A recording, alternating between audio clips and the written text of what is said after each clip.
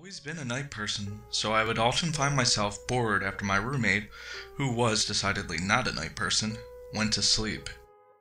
To pass the time, I used to go for long walks and spend the time thinking. I spent 4 years like that, walking alone at night, and I never once had a reason to feel afraid. I always used to joke with my roommate that even the drug dealers in the city were polite. But all of that changed in just a few minutes on one evening. It was a Wednesday, somewhere between 1 and 2 in the morning, and I was walking near a police-patrolled park quite a ways from my apartment. It was a quiet night, even for a weeknight, with very little traffic and almost no one on foot.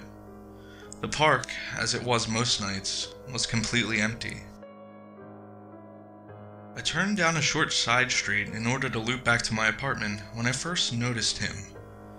At the far end of the street on my side was the silhouette of a man, dancing. It was a strange dance similar to a waltz, but he finished each box with an odd forward stride. I guess you could say he was dance walking, headed straight for me. Deciding he was probably drunk, I stepped as close as I could to the road to give him the majority of the sidewalk to pass me by. The closer he got, the more I realized how gracefully he was moving. He was very tall and lanky, and wearing an old suit. He danced closer still, until I could make out his face. His eyes were open wide and wild, head tilted back slightly, looking off at the sky. His mouth was formed in a painfully wide cartoon of a smile. Between the eyes and the smile, I decided to cross the street before he danced any closer. I took my eyes off of him to cross the empty street. As I reached the other side, I glanced back, and then stopped dead in my tracks. He had stopped dancing and was standing with one foot in the street, perfectly parallel to me.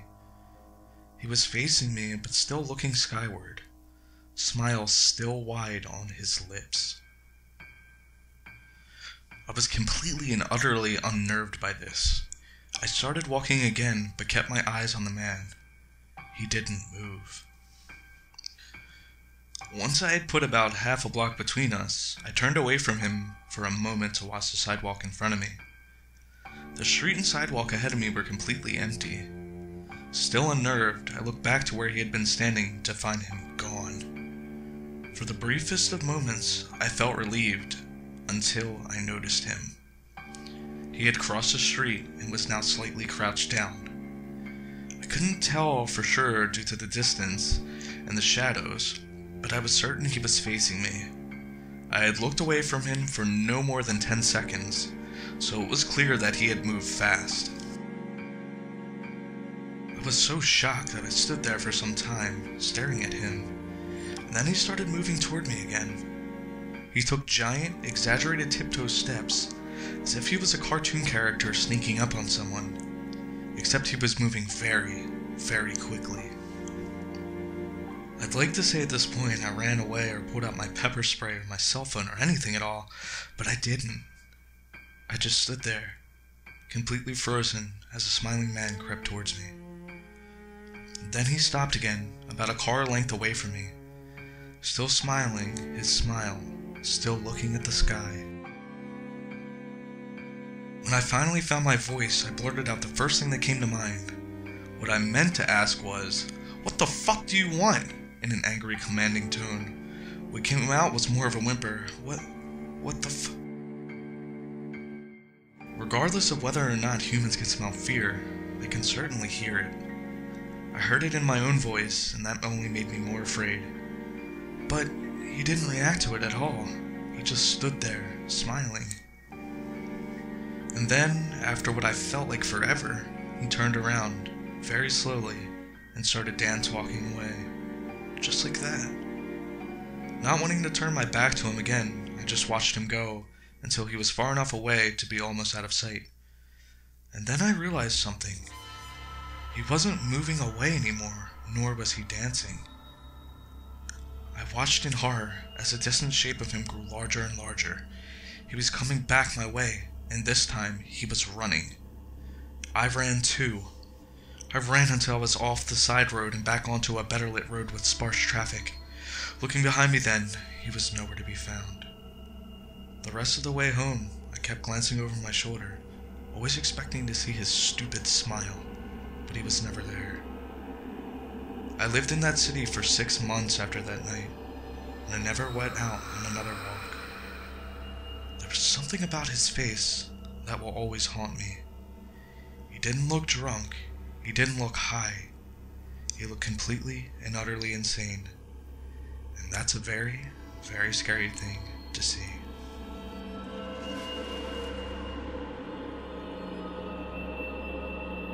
It was my first time staying home alone while my whole family was out at my brother's ball game. I think I was around 13. Anyways, I'm on the phone with a friend of mine feeling so grown up when somebody beeps in on the other line. I tell her I'll be right back and click over. Then the creepiest voice I have ever heard says, "Hello, little girl. I'm the man in your basement." Honestly, I laughed it off and just hung up thinking it was a prank call. I was a pretty confident little thing, my neighborhood was pretty safe, so I figured someone was just messing with me, knowing it was my first time alone. They beeped in again, so I clicked over and heard, "Don't you fucking hang up on me, you little bitch."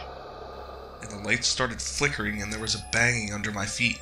I know it sounds crazy, but my dog started freaking out and my cat ran away, so I assure you I wasn't imagining a thing. Our basement was actually just an area connected to the garage. It wasn't finished. I heard what sounded like footsteps coming up the garage steps to get into our kitchen, and I threw stuff in front of the door and started yelling and whatnot.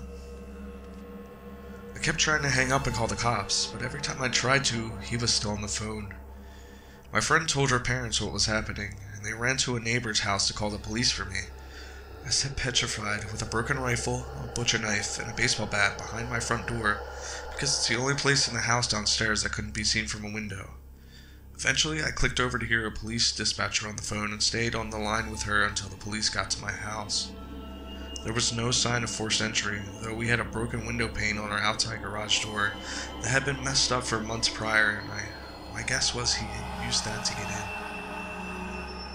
Police assumed I was just a paranoid girl, and they were going to leave me alone after they gave an all clear. Fortunately, a family friend had been driving by and saw the cops there and stopped by to see if everything was okay. He gave me a ride to the school where my family was. They were skeptical that anything had happened, but we did get a security system not too much longer after that, and my parents both got cell phones too. This was in 1994, I think cell phones weren't so popular yet. After that happened, I swear there was someone stalking me for years. I would leave my apartment locked and bolted and come back to find appliances on and the heat on in the middle of summer. I lived in 4 different places and would get strange phone calls at every one despite being unlisted. Cars would randomly be parked down the road from a house and speed up and slam on the brakes as I would run inside. I'd hear loud bangs outside when I lived out in the country. Nothing has happened since I've been in my current house and married, but I am still super paranoid all the time.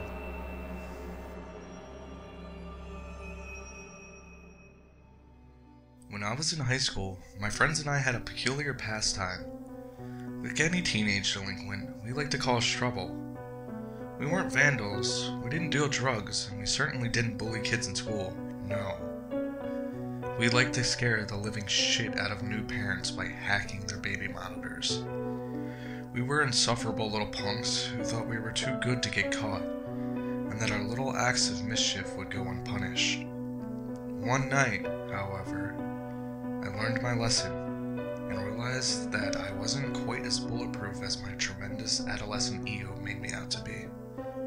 Dimitri, Kurt, and I went to the same school, shared many of the same classes, and hung out almost every evening after chow time.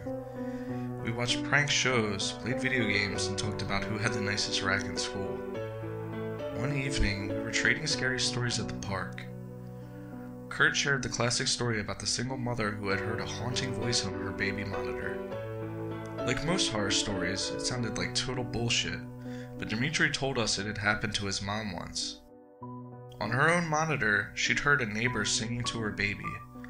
Apparently, it was possible to accidentally tap into someone else's frequency. In an instant, a light bulb turned on in each of our own heads. When you're close enough to someone, you don't need words to know exactly what that person is thinking, and we could all tell what we were thinking at the exact same time. We were going to buy a baby monitor and screw with people. Pardon the pun, but hacking a baby monitor is child's play. All you need to do is find a device on the same frequency as yours. Never want to do things half-assed, I purchased a high-end monitor with a frequency dial so we could prank as many targets as possible. The following night, we took our bikes, roamed the neighborhood, and found our first victim. We could see the nursery from the suburban home's second floor window. Dimitri grabbed the baby monitor and began turning it to different frequencies until we heard breathing. I remember feeling excited as our plan finally came to fruition. Dimitri pressed the button and began exhaling heavily into the receiver. Your little girl was delicious, he murmured, using a demonic voice. The light in the master bedroom turned on almost immediately, and we heard a shrill scream. Laughing our asses off, we quickly rode off down the street so we wouldn't get caught. We repeated the prank several times over the course of the following weeks, each taking turns talking through the monitor. Not wanting anyone to get wise to our little game, we chose different houses every time. People's reactions were priceless. Some mothers would reply in a panic, others seemed to know it was a hoax and told us to shut the hell up. And one poor woman even started sobbing uncontrollably, begging us not to hurt her baby. I feel bad about the last one now that I'm older, but it was hilarious to me back then. My friends and I mimicked her high-pitched bawling and desperate cries for mercy for weeks afterwards. Yeah, we were royal dicks. Karma's a bitch, and I got what was coming to me one night. Kurt and Dimitri were busy studying for their midterms, so I went out on my own. By then, we'd gotten pretty much everyone in the surrounding area, so I decided to venture off across the town into unfamiliar territory. Finding a target wasn't difficult. You just had to look for cars with baby seats, houses with overly colorful cartoon-themed curtains, or toys left in the yard. I came across a house that fit all three criteria, and parked my bike out of view. Playing with the tuner, I eventually found the right frequency. I could hear the sound of a baby snoring very lately. A devious little smirk pushed its way onto my lips, and my heart began pounding with excitement. It was my time to shine. I am watching, I whispered into the monitor, using the creepiest voice I could muster. The house remained dark and lifeless. I figured the homeowners hadn't heard me. I stand over your bed, watching, waiting. I will get you, I said louder this time. Nothing. Just the sounds of crickets chirping and the occasional dull roar of a car driving down the street. It was a little odd. Parents usually reacted much quicker than that. I began feeling a little nervous and somewhat exposed. You know, like when you suddenly realize some creeper's gawking at you? It was getting late and I had a long bike ride home. Just as I was about to get up and leave, I heard a strange, moist gurgling sound coming from the monitor. The quiet, rhythmic snores ceased, and I assumed the baby had woken up and was about to start crying. Instead, a man spoke to me. You're the one being watched now, Juan, he said softly. My stomach pirouetted at his words. How did he know my name? I felt sick. Something was very wrong, and I could feel it in my bones. I glanced up at the nursery window and saw a silhouette standing there watching me. Had he been there watching me the entire time? The air was thick and difficult to inhale, though perhaps fear was making it hard to breathe. My body quivered uncontrollably as a sense of dread poured over every inch of me. I climbed on my bike, pedaling desperately to get away. Part of me thought I was overreacting, but the overwhelming need to flee overpowered my rational mind. You can't run. I know where you live, Juan. continued the man, even as I turned the corner. I flew down the street, not stopping until I reached a busy boulevard. Surrounded by cars and a few late-night joggers, I felt safe. Your hoodie will run red with your blood, boy, whispered the man, still talking through the baby monitor in my pocket. A passerby gave me a nasty look as I yelped loudly in fear, practically ripping my hoodie in my frantic attempt at removing it. To the stranger, I must have looked like some snotty kid tripping balls or something. He didn't know I was in genuine distress, so I don't blame him for walking off with an insulted huff, though I wish he'd offered to help me instead. After stuffing the hoodie into my backpack, I noticed my name scrawled on the back. It was my fucking school jacket. No wonder why that bastard knew my name. It then occurred to me that baby monitors were fairly short range, so I was obviously being followed. I nervously glanced around to try and identify my stalker. Was it the empty-looking van down the street? That guy walking his dog? The car that had just driven by? Either way, the last thing I wanted was to hear that voice again, so I turned off the device and started pedaling towards home. Fear had heightened my senses, and I began to notice every motion of the trees in the breeze, every crackle of twigs under my wheels, and every car that zipped past me. I flinched whenever anyone came near, paranoid that whoever had spoken to me through that baby monitor was going to catch up. Fortunately, I made it home without incident. I parked my bike in the garage and crawled up the stairs to my bedroom. In one careless motion, I tossed my backpack and the baby monitor in the corner of my room and dove under my sheets like an Olympic swimmer. It doesn't matter how old you are, nothing feels safer than being under your blanket. I closed my eyes, hoping I'd be able to calm down enough to catch a few hours of rest before class. But then I heard static coming from the monitor across my room. The monitor that was supposed to be off. Sweet dreams, Juan, said the voice that still haunts my nightmares. Needless to say, I didn't sleep a wink that night. I was too frightened to get out of bed until sunrise. When I got up, my first order of business was to remove the battery from the monitor and throw it in the trash. I didn't want anything to do with it anymore. I came up with an excuse to get my buddies, so they wouldn't think I was a huge pussy. With massive bags under my eyes, I got dressed, had breakfast, and went to school. It wasn't until a few days later I saw the house on the news. In an interview, a police officer explained that the small family who had been living in the house had been found in their beds, necks slit open. I had been outside when it happened. The killer had heard me on the baby monitor and decided to fuck with me. It was definitely a wake-up call, and I thank my lucky stars I hadn't gotten the shit murdered out of me. I was too busy feeling thankful that I survived to feel bad about the family that hadn't. Empathy, like wisdom, comes with age. Now that I'm an adult with a wife and a daughter, I truly understand the consequences of my actions, and the severity of the situation I put myself in as a tremendously stupid teenage boy. That dreadful night, I thought I reached the epitome of fear, but it was just the tip of the iceberg.